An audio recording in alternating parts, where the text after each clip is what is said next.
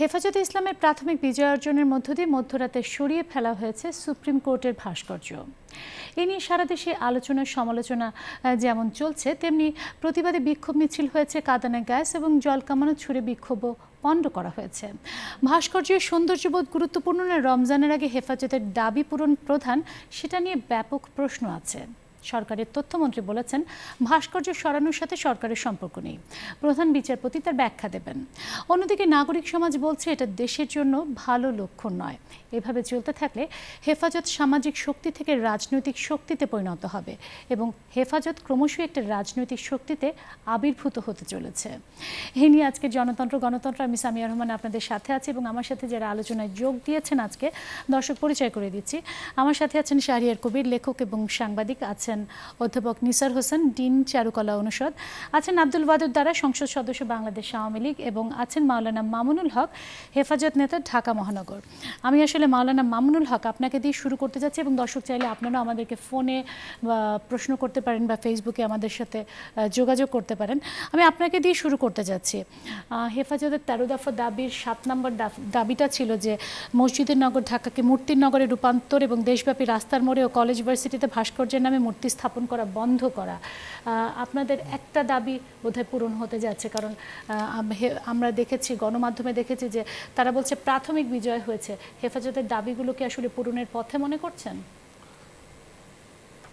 হেফাজতের যেটা দাবি ওখানে আপনি উল্লেখ করলেন, এবং সুপ্রিম কোর্টের চত্বর থেকে গ্রিক দেবী থেমিসের যে প্রতিমা তার যে অপসারণ, এটা একটার সাথে আরেকটা জড়িত থাকলেও এটা সম্পূর্ণ বিষয়টা তা নয়।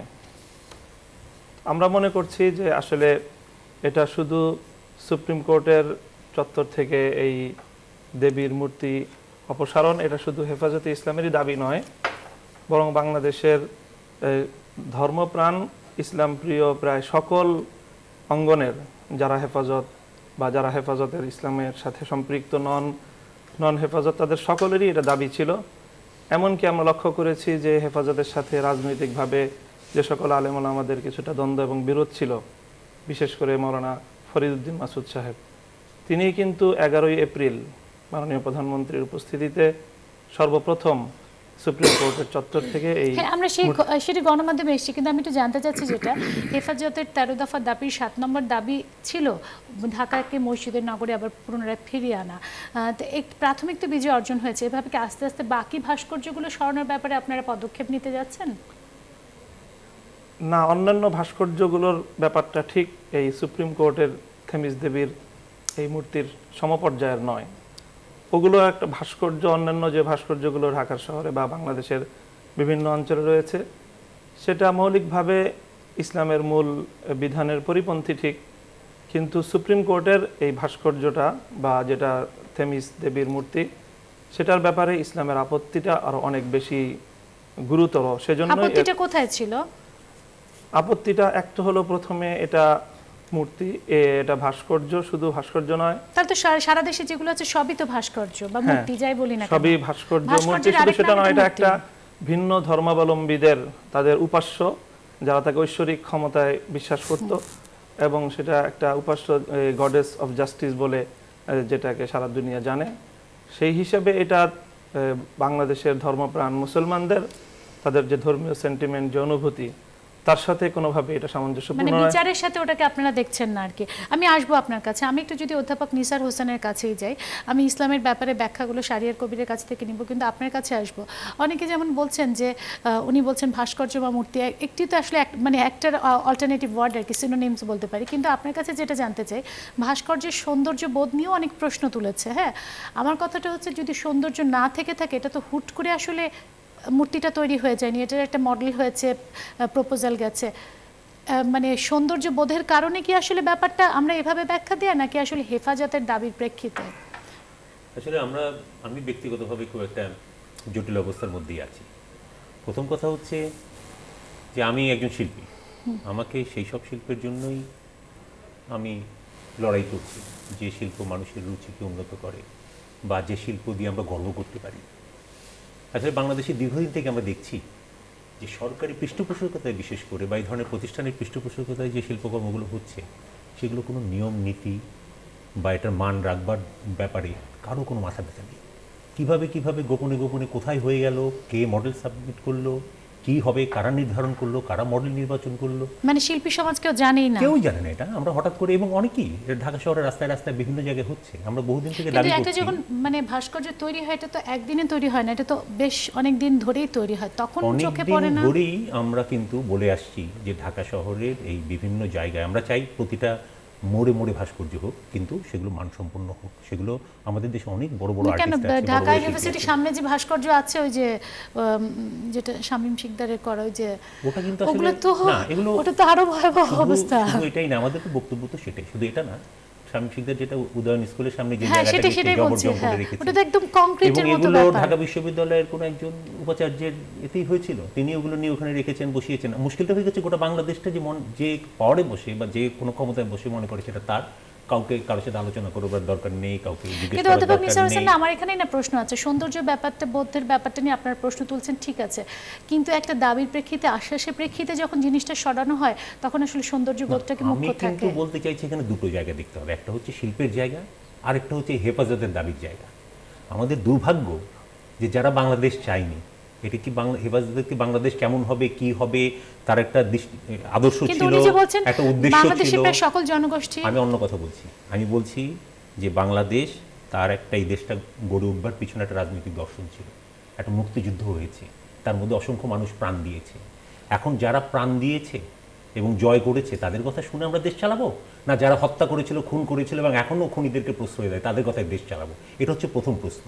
এরপরে শিল্পের প্রশ্ন। সুতরাং ওই জায়গায় আমি খুবই মর্মাহত যে এটা শিল্পীদের কথা শুনে করতে পারতো। আমরা ভেবেছিলাম যে প্রাইম মিনিস্টার যখন বলেছেন যে এটা মানসম্পন্ন নয়, রুচিহীন একটা কাজ, আমাদের কাছে তাই মনে হয়েছে। একটা গ্রিক ফিগারকে আপনি শাড়ি পরিয়ে দিলেন, আপনি স্ট্যাচু লিবার্টিকে লুঙ্গি পরিয়ে দাঁড় করিয়ে যদি বলেন যে এটা মুক্তিযুদ্ধের একটা সারু ভাস্কর্য, এই সমস্ত অপকর্মগুলো যারা করেছে এবং প্রতিবাদ যারা করছে, আপনারা খোঁজ নেন, একই সূত্রে গাথা। আপনারা এয়ারপোর্টের মোড়ে দেখেন লালন ভাস্কর্যর নাম করে শুরু করলো, কিন্তু তারপরে খোঁজ নেন যিনি আল্লাহ বসিয়েছেন ওখানে তিনি লালন করেছিলেন। এই একই সূত্রে গাথা পুরোটা। এখানেও দেখবেন আপনি হয়তো দুদিন পর একটা দাড়িপাল্লা বসেছে, জামাত ইসলামের প্রতীক আমাদের সুপ্রিম কোর্টের প্রতীক হয়ে গেছে। এগুলো নানান কিছু হতে পারে। আমি তাহলে এখানে শাহরিয়ার কবিরকে জানতে যাচ্ছি, উনি বলছেন জামাত ইসলামের প্রতীক। আওয়ামী লীগকে আমরা সবসময় মুক্তিযুদ্ধের পক্ষের শক্তি বলে থাকি। মুক্তিযুদ্ধ মানে আসলে শুধু মুক্ত বুদ্ধির চর্চারও ব্যাপার আছে, আমাদের স্বাধীনতার অস্তিত্বের ব্যাপারও আছে। তাহলে আসলে ব্যাপারটা কোন দিকে দাঁড়াচ্ছে? মানে উনি সৌন্দর্যের ব্যাপারটাও উনি বলেছেন। তার আগে আমি একটা তথ্য একটু দিয়ে রাখি। হ্যাঁ, আওয়ামী লীগের কথা বলছি, দেখেন আমাদের আব্দুল ওয়াদুদ দাঁড়াও আছেন সাথে, ওনার সাথে অনুষ্ঠানের শুরুতেই কথা বলছিলাম। আমি এই প্রশ্নটা আপনাকে অবশ্যই করতাম, কিন্তু উনি বলছিলেন যে কোন প্রসঙ্গে কথা বলবো, ভাস্কর্য, ও না না মূর্তি নিয়ে আমরা কথা বলবো। ভাস্কর্য, মূর্তি, এই শব্দগুলো কেন এইভাবে বিতর্কিত হয়ে যাচ্ছে? না, এখানে পরিষ্কার করা দরকার প্রথমে, যেটা হেফাজত নেতা যেটি বললেন, এটি গ্রিক দেবী এবং তিনি প্রতিমাও বললেন যে থেমিসের বিষয়। থেমিসটা অরিজিনালি ছিল গ্রিক কনসেপ্টে। এখন গ্রিক যে দেব দেবী যা আছে, খোদ গ্রিসেও এর কোনো পূজা হয় না, এগুলো প্রাগৈতিহাসিক, এর সঙ্গে এখন আর কোনো বাস্তবের কোনো সম্পর্কই নেই।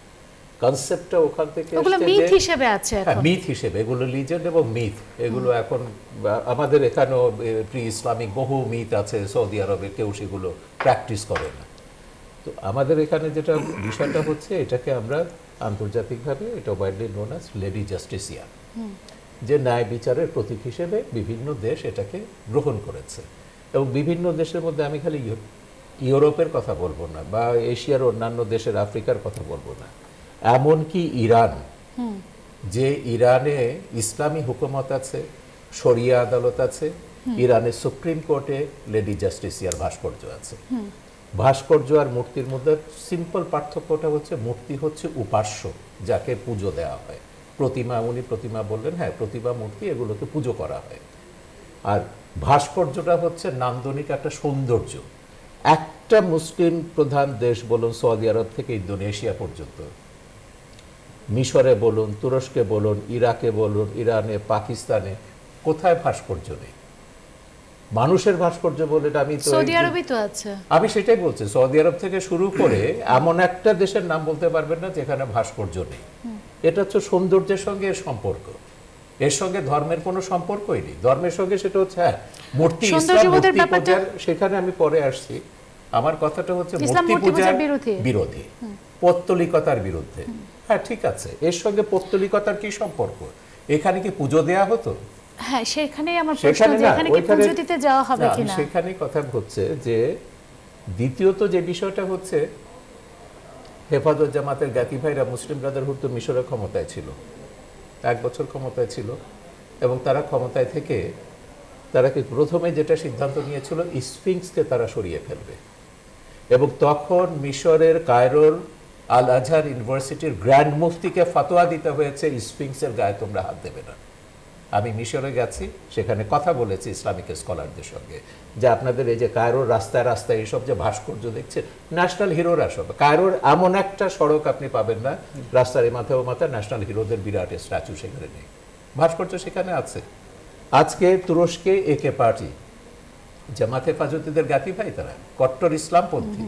তুরস্কে আপনি দেখুন, সেই সুলতানদের ভাস্কর্য থেকে শুরু করে সমস্ত কবি, সাহিত্যিক এবং জাতীয় বীররা যারা ইসলামের, সেই যারা বীর আমরা যাদেরকে সব দিক থেকে, এমনকি মৌলানা রুমি, সুফিদের সাধকদের যিনি প্রধান, যেখান থেকে সুফি সাধনা উৎপত্তি হয়েছে, সে মৌলানা রুমিরও আপনি বিশাল ভাস্কর্য দেবেন।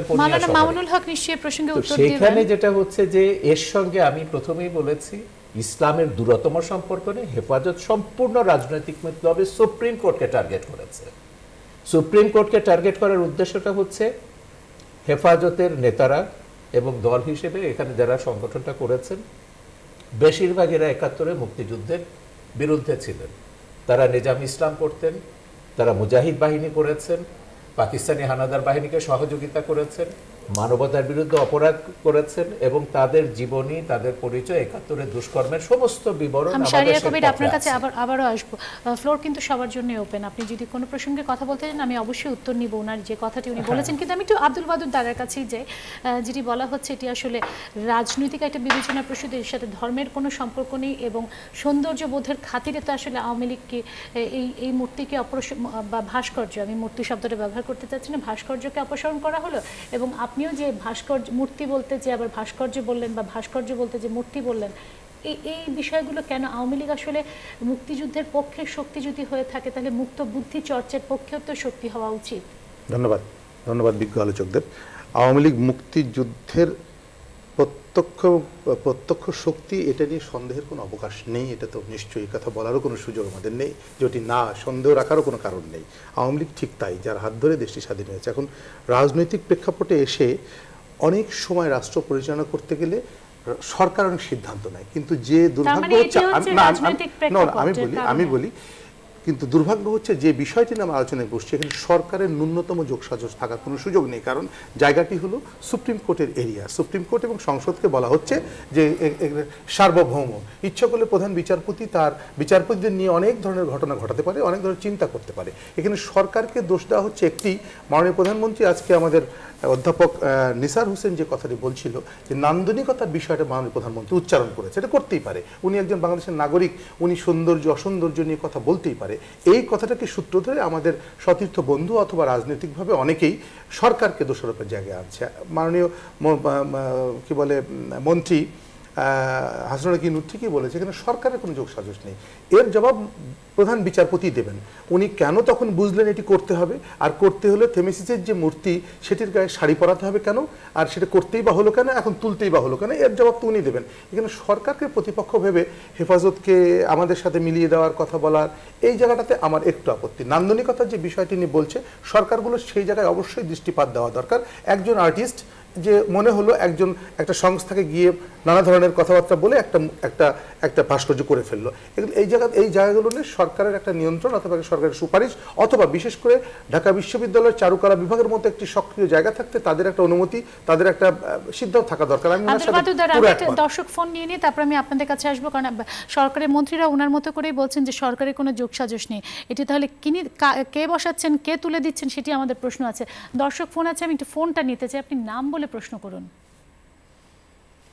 আমি রানা বলছিলাম সাভার থেকে। জি বলুন।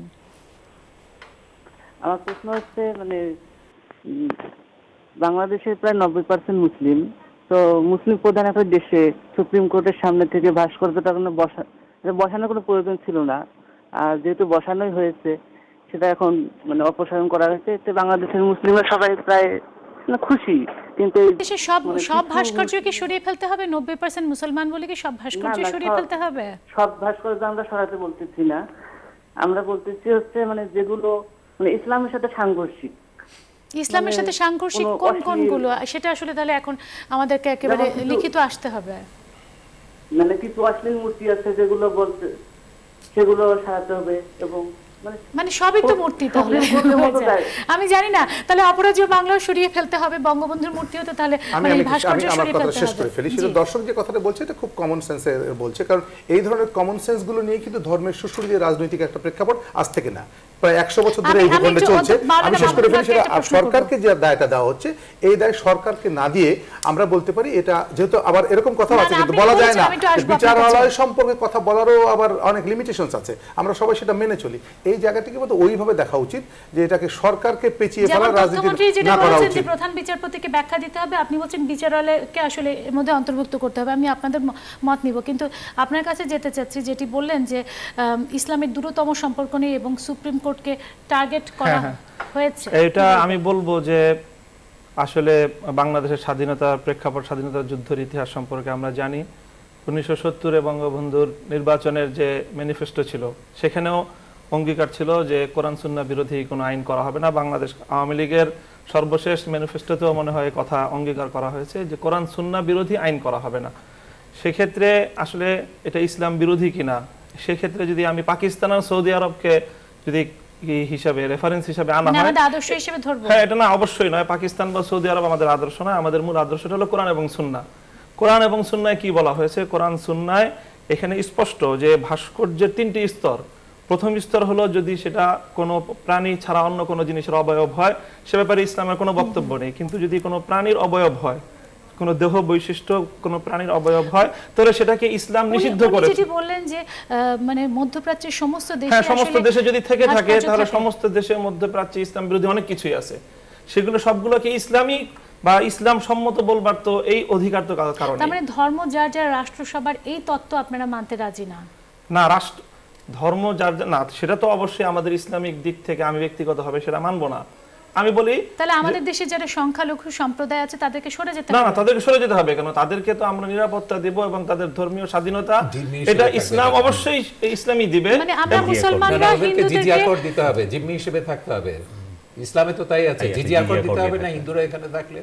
না, আপনারা ক্ষমতায় গেলে হিন্দুরা জিজিয়া কর দিয়ে, যদি ইসলাম প্রতিষ্ঠিত হয় তাহলে ইসলামের যে আইন আছে সংখ্যালঘুরা নিরাপত্তা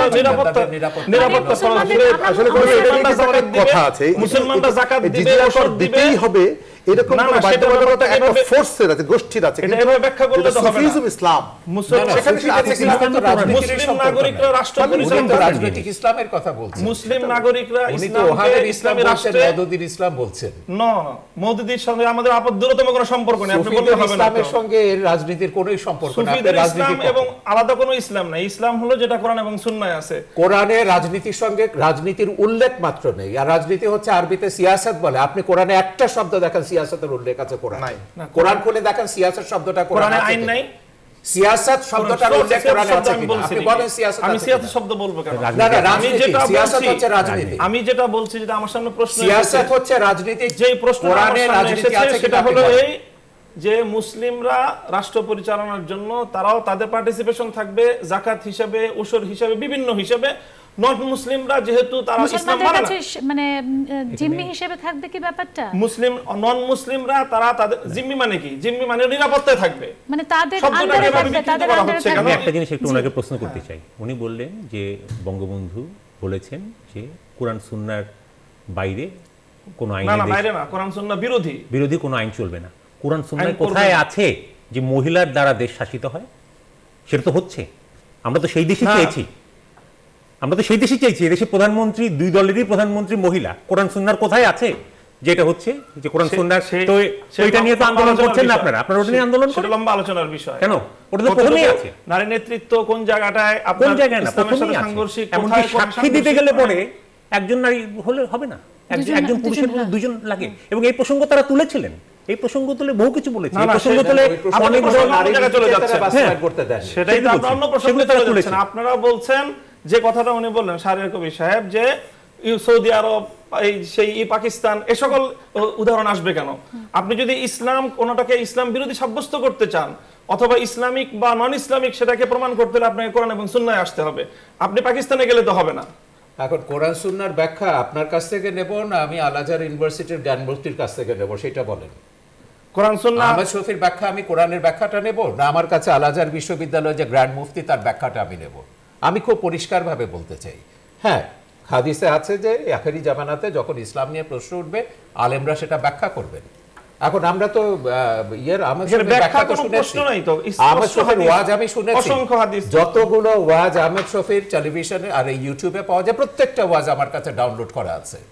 যেটা নিয়ে সবচেয়ে বেশি কন্ট্রোভার্সি হয়েছিল নারীদের সম্পর্কে তার যে অশালীন কদর্য এবং বিকৃত রুচির যে উক্তি তিনি করেছেন, মেয়েদেরকে তেঁতুলের সঙ্গে তুলনা করে কি বলেছেন, মেয়েরা জেনা করে, জাস্ট বলছেন যে গার্মেন্টসে মেয়েরা কাজ করছে তারা জেনা করে। এই যে অভিযোগ আমার ছবিতে একজন ইসলামিক আলেম বলেছেন, ইসলামিক স্কলার বলছেন, এই উক্তি করার জন্য আহমদ শরীফকে শরিয়া আইন অনুযায়ী ৮০ ঘা দৌড়া মারা উচিত। আমার ছবিতে আছে একজন ইসলামিক স্কলারের বক্তব্য। কোথায় ইসলামিক স্কলার? এই সমস্ত আমার ছবিতে আছে, আপনি দেখে নিন। যে কথা তিনি পরিষ্কার বলেছেন সূরা নিসাকে প্রমাণ ছাড়া যিনি নারীদের সম্পর্কে এরকম উক্তি করেন তাকে ৮০ ঘা দৌড়া মারতে হবে। আমি একটা প্রশ্ন করতে যাচ্ছি, আপনি বলছেন কোরআন সুন্নাহর আলোকে, কোরআন সুন্নাহর বিরুদ্ধে কোনো আমাদের বিষয়ে কথা নেই, কোরআন সুন্নাহর বিরুদ্ধে যাওয়ার। আমাদের কথাটা হচ্ছে যে কোরআন সুন্নাহে তো বলা হয়েছে নারী নেতৃত্ব বিরুদ্ধে বলা হয়েছে, সেই নারী নেতৃত্বের অধীনেই তো আপনারা চলছেন, বিরোধী দলের নেত্রীও নারী আছেন সেখানে। তাহলে সব ক্ষেত্রে কেন আমাদের যদি তাহলে এখন যদি ভাস্কর্য সরানোর কথা বলতে হয়, আমাদের অপরাজেয় বাংলা থেকে শুরু করে সব অনেক ভাস্কর্য সরিয়ে ফেলতে হবে, তাহলে কি আসলে আমাদের দাবিগুলো আসলে কয়েকটা স্তরের পর্যায়ে আমরা বলছি, সেটা হলো এই প্রাথমিক বিজয় অর্জন হয়েছে। না না, আমরা এটাকে বিজয় পরাজয় আর কিছু বলবো না। না, আমরা তো দেখলাম গণমাধ্যমে হেফাজতের নেতারাই তো বলছেন যে প্রাথমিক বিজয় অর্জিত হয়েছে। এখানে জয় পরাজয় একটা দর্শক ফোন আছে, একটু নিয়ে আমি আপনার কাছে আসছি। দর্শক, আপনি নাম বলে প্রশ্ন করুন প্লিজ। হ্যালো, আসসালামু আলাইকুম। ওয়ালাইকুম আসসালাম, নাম বলে প্রশ্ন করুন। আমি নাজমুল ইসলাম কুমিল্লা থেকে বলছিলাম। জি বলুন। হ্যাঁ, আমার প্রশ্নটা হচ্ছে আমাদের যে ভাস্কর্য ছিল এটা তো ছিল ন্যায় বিচারের প্রতীক। জি বলুন। জি, এখন হেফাজত ইসলাম কি ন্যায় বিচার চায় না, এর জন্য ভাস্কর্য সরানো হলো? আপনাকে ধন্যবাদ। এটা যেটি শাহরিয়ার কবির বলছিলেন, এটা তো আসলে একটা প্রতীক হিসেবে আছে, এটা তো ভাস্কর্য হিসেবে নেই। উনি সৌন্দর্যবোধের কথা বলেছেন যে সৌন্দর্যে বিচারে সেটি মানসম্মত নয়, কিন্তু উনি যেটা বলছেন এটা ন্যায় বিচারের প্রতীক হিসেবে করা হয়েছে। এবং আরেকটা প্রশ্ন যেটা উনি বলেছেন যে ভবিষ্যতে হয়তো দেখা যাবে দাড়িপাল্লাটা দেওয়া হবে এবং দাড়িপাল্লা হচ্ছে জামাতের প্রতীক, হয়তো সেরকমই হবে। ওনাদের তো সেটা হলে আপত্তি ছিল না আমার ধারণা, সেরকম কিছু হলে আপত্তি নেই। না, আমাদের আপত্তিটা হলো যে এখানে ভিন্ন ধর্মাবলম্বীদের একটা সিম্বল এখানে স্থাপন করা হয়েছে, জাতীয় চেতনা থেকে আমরা এটার বিরোধিতা করেছি। শুধু ধর্মীয় চেতনা এটা ছিল না, জাতীয় চেতনা নাকি আপনাদের চেতনা দিয়েছিলেন তখন তো এটা ছিল না। 13 দফার মধ্যে তো আপনারা সমস্ত 7 দফার মধ্যে ছিল সব ভাস্কর্য। 13 দফার মধ্যে তখন তো সুপ্রিম কোর্টের এটা ছিল না, আপনারা তো সমস্ত ভাস্কর্য সরাবার কথা বলেছেন। সুপ্রিম কোর্টের ব্যাপারটা আমাদের আপনি 13 দফাতে আসুন, আপনি 13 দফাতে আসুন। 13 দফাতে আপনারা বলেছেন বাংলাদেশে কোনো ভাস্কর্য থাকতে পারবে না, এবং আজকেও খবরের কাগজে আছে, আপনারা রিপিট করেছেন এটা, বাংলাদেশে কোনো ভাস্কর্য থাকতে পারবে না। সেইটাই হচ্ছে যে শুধুমাত্র যেগুলো প্রাণীর অবয়ব, ভাস্কর্য এবং প্রাণীর অবয়ব সবই তো ভাস্কর্য, এখানে সবই ভাস্কর্য, যে অপরাজেয় বাংলা থেকে শুরু করে সবই তো। আমার যেটা মনে হয় শাহরিয়ার কবির ভাই আপনি যেটা বলেছেন যে মূর্তি পুজো আমাদের ধর্মে, ইসলাম ধর্মে পরিপূর্ণভাবে নিষেধ করা হয়েছে, তার একটা প্রেক্ষাপট আছে কেন নিষেধ করা হলো না, কাহিনী আছে। মূর্তি আর ভাস্কর্য হচ্ছে মূর্তি পূজা হচ্ছে সেটা কাদের জন্য? মুসলমানদের জন্য, হিন্দুদের জন্য না। নিশ্চয়ই না, হিন্দুরা তাদের পূজা করবে, তাদের মতো তারা করবে, তাদের স্বাধীনতা দেওয়া হয়েছে। এবং ইসলামের কথাও বলেছে যে তাদের নিরাপত্তা পালন করবে। এই স্বাধীনতার প্রসঙ্গে আমি একটা কথা বলতে চাই। এটা দেওয়া হয়েছে, শুধু নিরাপত্তার দেওয়া হবে। এখানে হেফাজত যে কথাটা মানে বলছে, হিন্দুদেরকে মুসলমানরা নিরাপত্তা দিবে, একটি রাষ্ট্রে আরেকটা ধর্মের অনুসারীদের হয়ে কেন তারা নিরাপত্তা দিবে? রাষ্ট্র নিরাপত্তা দিবে, কোন দল নিরাপত্তা দিবে, দল কেন নিরাপত্তা দিবে? নাগরিক দল না, নাগরিক নিরাপত্তা দেওয়ার দায়িত্ব হচ্ছে সরকার এবং রাষ্ট্র। আমি একটা বিষয় একটু জানতে চাচ্ছি। রাষ্ট্র তো ধর্ম ধরে নিরাপত্তা দেয়, শরিয়ার ব্যক্তিকে বলা হচ্ছে। আমাদের এই ধর্মের বিষয়টা নিয়ে, এই অধ্যুষিত সুযোগটা নিয়ে অনেক সুযোগ সন্ধানী কিন্তু বারবার ব্যবহার করেছে, সেখান থেকে বেরিয়ে আসা অনেক কঠিন একটা ব্যাপার। আমি বলছিলাম যে রাষ্ট্র পরিচালনা করা, সরকার পরিচালনা করা এরকম একটি দেশে অনেক জটিল কাজ। ওনাদের সমস্যাটা কোথায়? ওই যে যেটা বললেন উনি, যে বঙ্গবন্ধু বলেছেন ইসলামের সঙ্গে বিরোধী কোনো কথা। আচ্ছা, 72-এর সংবিধান কোন জায়গায় ইসলামের সঙ্গে সাংঘর্ষিক আছে আপনি বলুন? নাই, কিছু নেই। আমরা ধর্মনিরপেক্ষতা কারোর কথা সাথেই বলেছি। সংঘর্ষ নেই। ধর্মনিরপেক্ষতা বঙ্গবন্ধু পরিষ্কারভাবে ব্যাখ্যা করেছে। আমি ধর্মনিরপেক্ষতা মানে বলেছি আপনার ধর্মহীনতা বক্তব্য নয়। সূত্র ধরে Yes. আপনি কেন সৌদি আরব আর পাকিস্তানে গেলেন? আপনি বলেন কোরআন সুন্নাহ কথা। আপনি যখন ইসলাম সম্পর্কে কোনো কথা না, না, বলবেন আমার আপনি কাছে পাকিস্তান কথা যাবেন না। উনি তো আমি কোরআন ব্যাখ্যা সুন্নাহ করছি। আচ্ছা, এখানে আমাদের আপনি মনে হয় কোরআন শাহেদ সুন্নাহ ভাই, কথা আপনার বলবেন। ব্যাখ্যা শুনবো না, আমি ইসলাম শফির নিয়ে ব্যাখ্যা শুনবো না। ইসলাম নিয়ে তর্কের শেষ নেই। আমি আহমেদ শফির ব্যাখ্যা তো আমি তর্ক করা শুনবো হচ্ছে না। না, বলছি আমরা ওই দিক যেতে চাই না, আমরা ইসলামে যেতে চাই না। দিতে হবে, সেখানে ইসলাম সম্পর্কে 4টি কিছু 5টি বলতে হবে 7টি 8টি মাযহাব আমাদের রয়েছে। কথাটা বলছি। এক আমরা এক ইসলাম মাযহাবের নিয়ে সাথে তর্ক এক করছি না, দ্বন্দ্ব আছে। আমরা আব্দুল ইসলাম নিয়ে বাদুদ আলোচনা করব আব্দুল না, বাদুদ দ্বারা। আমরা ভাস্কর্য নিয়ে কথা বলতে ইসলাম পারি। নিয়ে তর্ক করা তাদের কি হচ্ছে না বক্তব্য এখানে। আমরা কিও দেখতে চাই। এখানে ইসলাম নিয়ে তর্ক করা হচ্ছে না, এখানে ভাস্কর্য সরানোর কথা হচ্ছে। উনি বলছেন যে সৌন্দর্যের খাতিরে সেটি ঠিক না, এবং কারা তৈরি করলো, কারা সরালো। এবং আমি এখানে একটা প্রশ্ন করতে চাচ্ছি, আব্দুল বাদুদ দ্বারা যেটা বলেছেন, আমাদের তথ্যমন্ত্রী একই কথা বলেছেন, ওবায়দুল কাদেরও একই কথা বলেছেন যে সরকার এই কাজটি সরায়নি বা এই বিষয়টি প্রধান বিচারপতি ব্যাখ্যা দিবেন। তাহলে আমাদের দেশে কোনটা কি ঘটে যায় সরকার কিছুই জানতে পারে না? না, কোর্টের বিষয়ে সরকারকে আপনারা ধরে নিয়ে আসবেন, আপনি অন্য বিষয় বলেন না। আইন শৃঙ্খলা বলেন, অনেক বিষয় বলেন, ধর্ম কর্ম নিয়ে বলেন, কিন্তু সুপ্রিম কোর্টকে আমরা বলতে পারি না। সুপ্রিম কোর্টের ব্যাপারে পরিষ্কার বক্তব্য যেটা হচ্ছে, এটা সরকারের পরামর্শের বিষয় নয়, সম্পূর্ণ এখতিয়ারটা সুপ্রিম কোর্টের। সুপ্রিম কোর্টের একটা প্রশাসন আছে, সেখানে প্রধান বিচারপতি সিদ্ধান্ত দিয়েছেন, এটা হয়েছে, এবং প্রধান বিচারপতিকে এ দায় নিতে হবে এটা সরানোর। আমাদের কথা হচ্ছে তিনি কেন এটার বসালেন এভাবে, যেটা নিসার সাহেব বলেছেন, যেটা দারা সাহেবও বললেন, যে এই ধরনের কোনো নান্দনিক শিল্পকর্ম স্থাপন করতে গেলে চারুকলা ইনস্টিটিউট তো আছে আমাদের একটা, সেখানে তাদের শিল্পীদের সঙ্গে একটা পরামর্শ করে সরকারের একটা নীতি তাহলে তো আমার থাকতে এখানে হবে প্রশ্ন তো আছে যে এখানে। আমাদের চারুকলা ইনস্টিটিউট আছে, মধ্যরাতে কেন সরানো হলো? এটি দিনের বেলা কেন সরানো হলো না? আর যদি সরানোরই একটা ব্যাপার থেকে থাকে, সৌন্দর্যের ব্যাপারটা থেকে থাকে, সেই ক্ষেত্রে কেন বিকল্প অল্টারনেটিভ কোনো ভাস্কর্যের ব্যাপারে কোনো আমরা কিন্তু চিন্তা এটাই হলো আশা না? করেছিলাম যখন প্রধানমন্ত্রী আসলে, এখন তো অস্বীকার করলে উপায় নেই যে হেফাজতের সাথে তখন একটা আমরা আশ্বাসটা কিন্তু কথোপকথনের মধ্যেই শুনেছি। আমরা শুনেছি যে এই প্রসঙ্গটা উঠলো এবং সর্বোচ্চ জায়গা থেকে বলা না, হলো তবে যে- নাসির সাহেব, আমি একটা কথা বলবো যে এই নান্দনিকতার বিষয়টা আপনাদের আগে বলা উচিত ছিল। না, আমার কাছে যেটা খটকা লেগেছে নান্দনিকতা নয়। আমি 6 মাস আগে যখন আমি একটা ছবির জন্য ওই অ্যাটর্নি জেনারেল ইন্টারভিউ করতে গেছিলাম, করে আমি ভেবেছি একটা সুপ্রিম কোর্টের একটা শট নেব। গেট থেকে আমি যখন জুম করতে যাচ্ছি বাংলাদেশের পতাকা থেকে সুপ্রিম কোর্টে, আমি দেখছি আমি জুম করতে পারছি না, বা পুরো বাংলাদেশের পতাকাটাকে ভাস্কর্যটা আড়াল করে দিয়েছে। তখন আমি অ্যাটর্নি জেনারেলকে বলেছিলাম, আপনার যে কি আপনার ভাস্কর্য বসেছে ঠিক আছে, কিন্তু জায়গাটা কিন্তু ঠিক নির্বাচন করেনি, যে গোটা বাংলাদেশের পতাকাটাকে কিন্তু আড়াল করে তখনই তো ওনারা একটা- প্রতিবাদ করতে একটা জিনিস পারতেন। একটু বলে রাখি, সেটা হচ্ছে কি আসলে আমাদের যেটা বড় সমস্যাটা হচ্ছে এই যে এখন যে সরকার আছে, সরকারের সংস্কৃতি মন্ত্রণালয়ের মন্ত্রী থেকে শুরু করে বহু লোকজন আছে যাদের সাথে আমাদের সাংঘাতিকভাবে ঘনিষ্ঠতা, আমাদের প্রতিদিনকার কথা তাদের কানে যায়। আমরা প্রতিনিয়ত বলছি, আমি নিজে ঢাকা জাদুঘরের ট্রাস্টি বোর্ডের সদস্য। আপনারা বলেছেন, হয়তো আপনারা আমি আপনাকে একটা ব্যক্তিগতভাবে জিনিস বলেছেন, একটু- আমরা আপনাকে কিন্তু একটু বলে রাখি আমি। গণমাধ্যমে এই জিনিসগুলো না, আমি জানতে একটা পারিনি। জিনিস একটু বলে রাখি, আমি নিজে ঢাকা জাদুঘরের ট্রাস্টি বোর্ডের সদস্য। ঢাকা জাদুঘরের ভেতর থেকে পুতুলের সেকশনটা তুলে ফেলা হয়েছে, বাদ্যযন্ত্রের সেকশনটা তুলে ফেলা হয়েছে। ঢাকা জাদুঘরের ভেতরে একটা মসজিদ বসানো হয়েছে ভেতরে।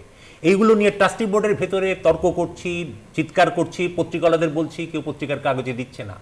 এটা দিচ্ছে না এই জন্য যে এই সমস্ত জায়গায় আমাদের কাদের বিরুদ্ধে এখানে লিখবে, তাহলে কার কাদের দায়িত্ব? জায়গায় এখানে লিখবে। তাহলে কার দায়িত্ব? এই জন্যই বলছি যে এটা কিন্তু বহু চিৎকার চেঁচামেচি আমরা করেছি, অধ্যাপক আশ্বাস নিসার দিচ্ছি, হোসেন, দেখছি আমরা। এখানে কার দায়িত্ব? কিন্তু ঢাকা আমি বলবো এই সরকারের আমলে যেভাবে মুক্তিযুদ্ধের চেতনা বিরোধী কাজ হচ্ছে বিভিন্ন জায়গায়, এর আগে কখনো হয়নি। আপনি শিক্ষা আব্দুল বাদুদ ধরেন, দ্বারা।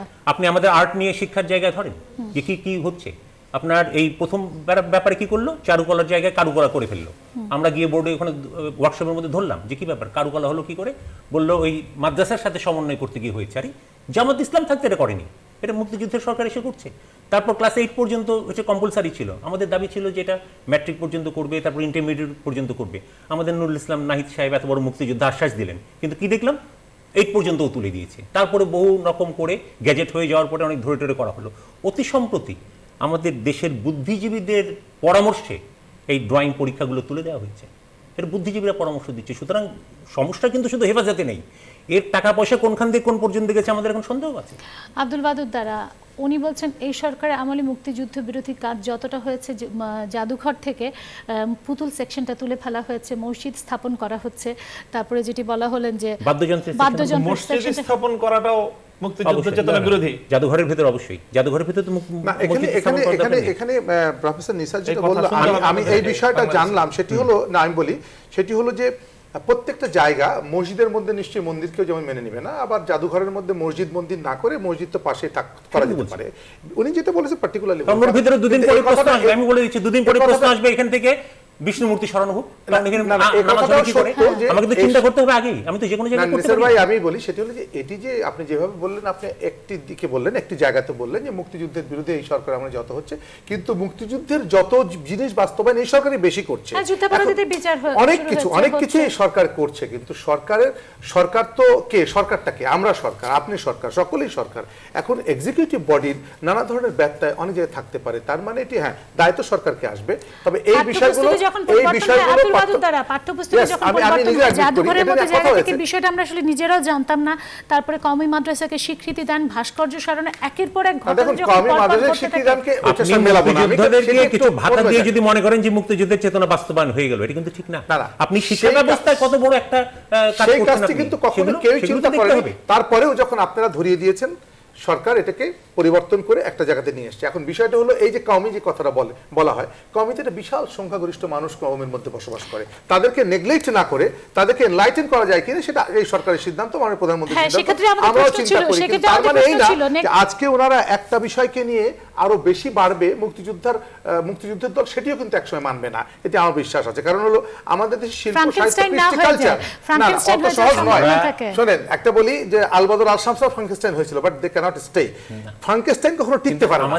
আমাদের বক্তব্যটা হচ্ছে আপনি আজকে কওমি মাদ্রাসাকে সব রকম স্বীকৃতি দেন, কোনো অসুবিধা নেই, বাংলাদেশের সমস্ত ধরনের সুযোগ তারা ভোগ করুক, কিন্তু বাংলাদেশটাকে তো মানতে হবে, জাতীয় সঙ্গীতটা তো গাইতে হবে, জাতীয় পতাকাটা তো তুলতে হবে। হ্যাঁ সেটা তুলতে হবে। সেখানে আমার প্রশ্ন আছে, তাদের পাঠ্যপুস্তকের সিলেবাসটাকে প্রণয়ন করবেন বা সেখানে আমাদের সাধারণ মানুষের বলার কোনো অধিকার জাতীয় সঙ্গীত গাওয়া হয় না, কওমি মাদ্রাসায় জাতীয় সঙ্গীত গাওয়া হয় না। আমাদের তদন্তে এটা বেরিয়েছে, 1000 মাদ্রাসা আমরা তদন্ত করে দেখেছি, জাতীয় সঙ্গীত 1000 মাদ্রাসায় জাতীয় সঙ্গীত গাওয়া হয় না।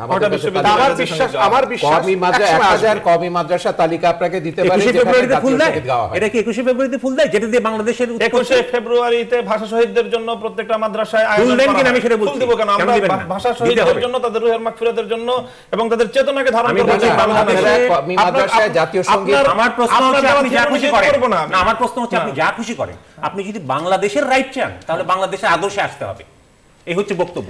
বাংলাদেশের আদর্শটা হলো আমাদের কাছে ভাষাকে সম্মান করা, ভাষা শহীদদের প্রতি শ্রদ্ধা প্রদর্শন করা। সরকারের সমর্থন আমার দরকার নেই, আমি আমার ভাষা শহীদ এবং ভাষা 52 ভাষা আন্দোলনকে আমি শ্রদ্ধা করব, 52 মধ্যে দিয়ে আমরা যা অর্জন করেছি সেটা যখন আপনি চাইবেন তখন সেটা মানতে হবে। আপনারা কওমি মাদ্রাসায় জাতীয় সঙ্গীত কেন গাইবেন না, এটা আপনি ব্যাখ্যা করুন।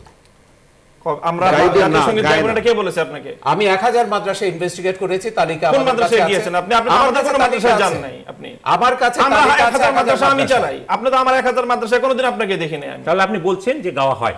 অবশ্যই কোন কোন মাদ্রাসায় যেখানে সত্যি কথা বলেন, এখানে কিন্তু আপনি ইসলামের প্রতিনিধি হয়ে আসছেন, মুসলমানের প্রতিনিধি, আপনি সত্যি কথাটা বলেন যে গাওয়া হয় কিনা, যে 1000টা মাদ্রাসায় গাওয়া হয়, এই কথাটা বলেন। এখানে কওমি মাদ্রাসা জাতীয় সঙ্গীত গাওয়া সংক্রান্ত কোন সার্কুলার তো নাই যে কিভাবে গাইতে হবে, সরকারি ভাবে কোন রুল আছে? সংবিধানে আছে, কওমি মাদ্রাসার জন্য আলাদা রুলের দরকার না। প্রত্যেকটা শিক্ষা প্রতিষ্ঠান, এটা যদি সরকারি স্বীকৃতি চান, প্রত্যেকটা শিক্ষা প্রতিষ্ঠানে অ্যাসেম্বলির সময় পতাকা তুলতে হবে, জাতীয় সঙ্গীত গাইতে হবে, এটা অবশ্যই পতাকা উত্তোলন করা হয় এবং যেখানে কম্পালসারি সেখানে স্বাধীনতার জাতীয় সঙ্গীত গাওয়া হবে। যেখানে কম্পালসারি মাদ্রাসার জন্য, শিক্ষা প্রতিষ্ঠানের জন্য কম্পালসারি, যেখানে কম্পালসারি বাংলাদেশের প্রত্যেকটা এটা হতো কি প্রত্যেকটা মাদ্রাসায় জাতীয় পতাকা উত্তোলন করা হয়, জাতীয় সঙ্গীত গাওয়া হয়, একটা প্রশ্ন আপনাকে করতে চাইছি, আপনারা ফুল দিতে চাইছেন না, আপনারা মনে করছেন যে এটা ধর্মের সাথে বিরোধী কাজ, আপনারা দোয়া দরুদ পড়ছেন, ঠিক আছে, কিন্তু জাতীয় পতাকা উত্তোলন বা জাতীয় সঙ্গীত এটা তো আমাদের দেশের অস্তিত্ব। হ্যাঁ, জাতীয় পতাকা আমরা প্রত্যেকটা মাদ্রাসায় উত্তোলন করা হচ্ছে, কোথাও যদি উনি যেমন ইনভেস্টিগেশন করেছেন, আমরা যখন ইন্টারভিউ নিয়েছি, আমরা যখন অনুষ্ঠানের মধ্যে দিয়ে আমরা কওমি মাদ্রাসার ছাত্রদের কাছে গেছি, তারা কিন্তু বলেছে তারা গায় না।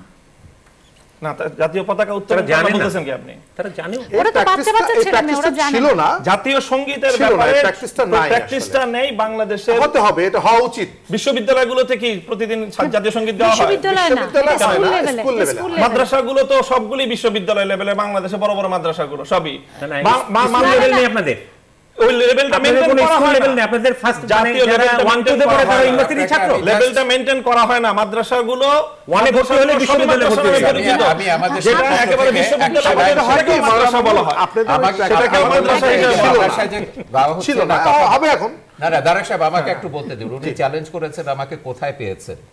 আমি আপনাকে বলে দিচ্ছি, আমাদের শ্বেতপত্রে এটা হচ্ছে সংক্ষিপ্ত, আমাদের শ্বেতপত্রটা কিন্তু এরকম 2700 পৃষ্ঠার, এটা 2700 পৃষ্ঠার সংক্ষিপ্তটা আমি বলছি। এখানে মাদ্রাসার কয়েকজন ছাত্রের বক্তব্য। আল জামিয়া নাসিরুল ইসলাম নাজিরহাট বড় মাদ্রাসার ছাত্র মোহাম্মদ সেলিম বলেন তার কওমি মাদ্রাসার স্বীকৃতি, কওমি মাদ্রাসার স্বীকৃতি কিন্তু আমরা আমাদের শ্বেতপত্রে চেয়েছি এবং সেটা চেয়েছি সরকারের জ্ঞানের আলোকে আসতে হবে, তাদেরকে আনতে হবে, মেইন স্ট্রিমে আনতে হবে এবং সেখানে আমাদের নজরদারি যে জঙ্গির। আমার কথাটা শেষ করতে দিন, আমার কথাটা আমি শেষ করি, শিক্ষা প্রতিষ্ঠান হিসেবে আমার কথাটা শেষ করতে দিন, আমি কথাটা শেষ থাকবে সেই সার্কুলার মানার ব্যাপারে মোহাম্মদ সেলিম জাতীয় সঙ্গীত গাওয়া প্রসঙ্গে বলেন, আমাদের শিক্ষকগণ জাতীয় সঙ্গীত গাওয়া হারাম মনে করেন, তাই আমি জাতীয় সঙ্গীত গাওয়ার পক্ষে নই। এই ধরনের বক্তব্য 1000টা মাদ্রাসা যেগুলো আমার তালিকা আছে। আমি একটা বিরতি নিয়ে আসি, কারণ আপনারা বলছেন দেশের অধিকাংশ মানুষের ধর্মীয় অনুভূতি, কিন্তু দেশের সকল মানুষের ধর্মীয় অনুভূতি কি তাদের মতো? আমার সেই প্রশ্নটা অবশ্যই আছে। একটা বিরতি নিয়ে আমি ফিরছি জনতন্ত্র গণতন্ত্রে।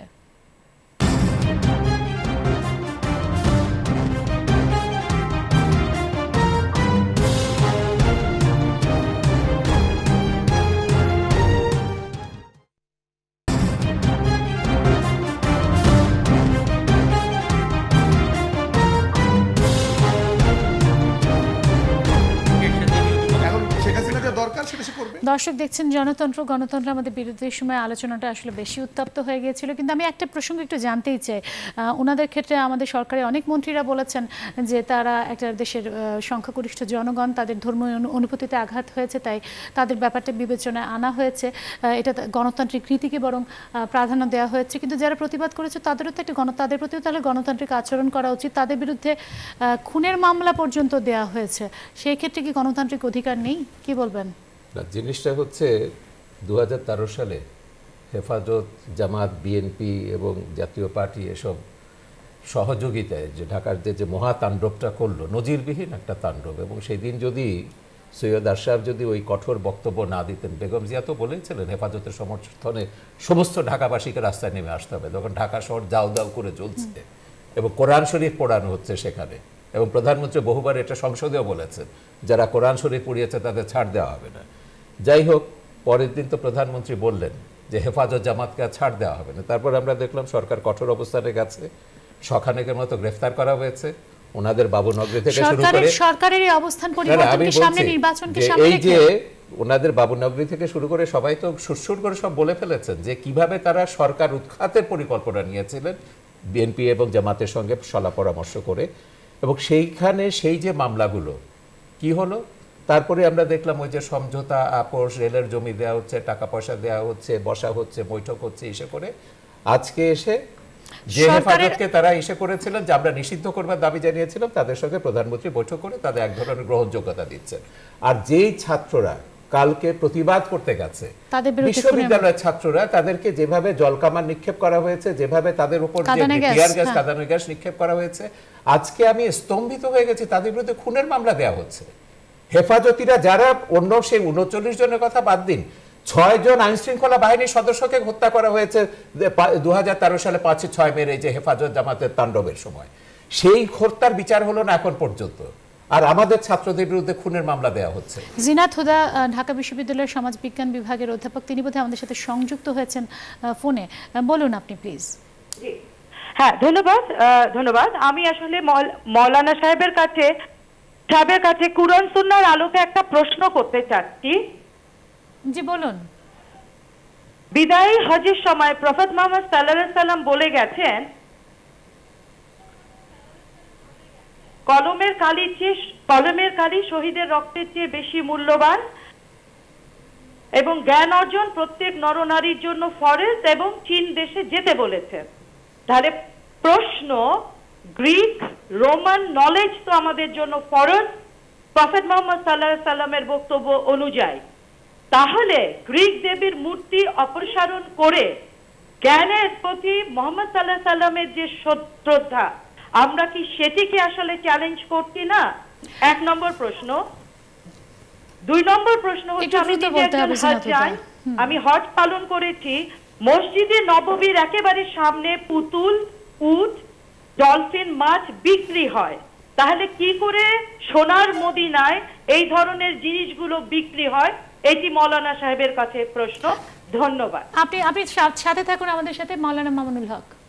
বিদায় হজের ভাষণের উদ্ধৃতিতে যে কথাটা বললেন উনি, একটা হলো যে চীন দেশে যাওয়া সম্পর্কে যে কথাটা আছে, আসলে এটা রাসূল সাল্লাল্লাহু আলাইহি ওয়াসাল্লামের দিকে ঠিক এই কথাটা এই প্রামাণিকভাবে প্রমাণিত না। তবে এটা ঠিক যে এই এলেম অর্জন করতে বলা হয়েছে, যেখান থেকে তুমি এলেম পাও।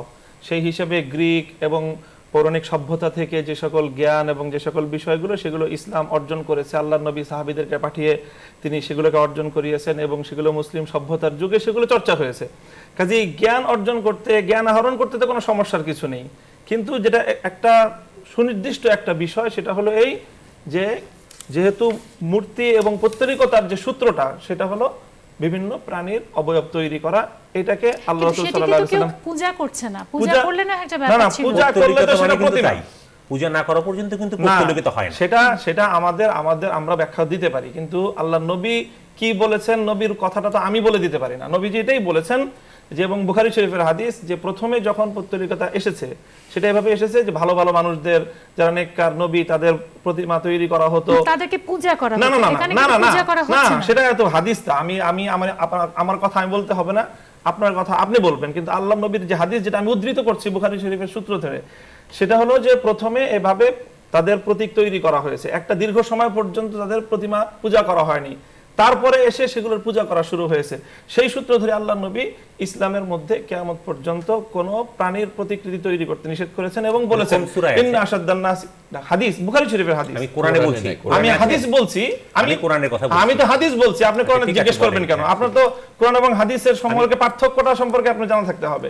আমি তো সুন্নাহর উদ্ধৃতি দিচ্ছি, বুখারী শরীফের হাদিসের উদ্ধৃতি দিচ্ছি। মদিনায় এরকম অনেক মূর্তি বিক্রি হয়, সে ক্ষেত্রে কি বলবেন? মদিনা আমি আগেই বলেছি, মক্কা মদিনা বা কোন জায়গা, সেটাকে আপনারা एग्जांपल হিসেবে ধরছেন, एग्जांपल হিসেবে ধরব না। আমি কোরআন এবং সুন্নাহকে আমার সামনে আনেন, আমি সেটাই বলবো। আচ্ছা, মক্কা মদিনাও যদি আমাদের ইসলামের মডেল না হয়, তাহলে হেফাজতের হাটহাজারীকে মডেল ধরতে হবে। হেফাজত এবং হাটহাজারীকে আমি মডেল ধরতে পারি নাই।